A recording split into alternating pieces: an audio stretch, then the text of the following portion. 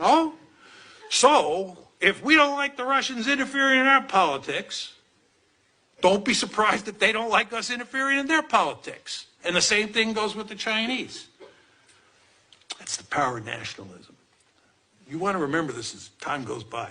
Going into other countries and doing social engineering, you're asking for big trouble. Power of realism. Let me go to my NATO example. It's my favorite example here. The idea that you could take NATO, which was a mortal enemy of the Soviet Union, which was the predecessor of Russia, right? Russia's the largest remnant state out of the Soviet Union.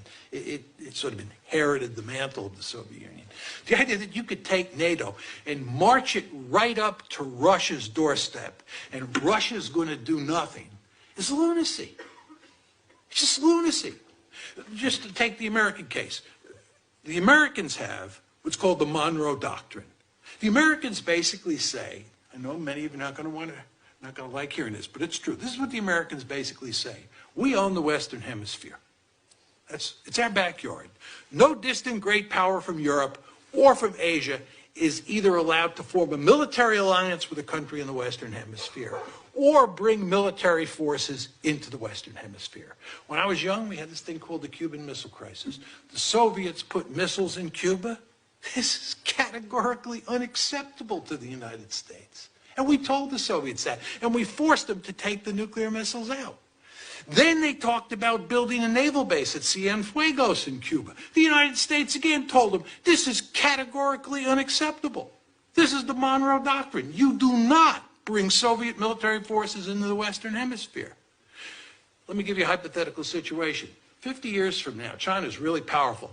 It forms a military alliance with Canada and with Mexico. It starts to move troops into Toronto and Mexico City. You think the Americans are just going to sit there?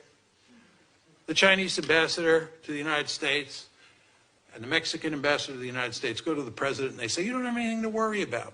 We're a benign hegemon, right? This is not aimed at you.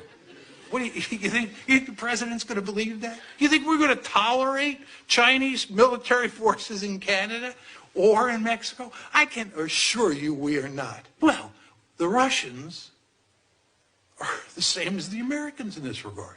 They do not want Ukraine and Georgia turned into Western bulwarks. Very simple.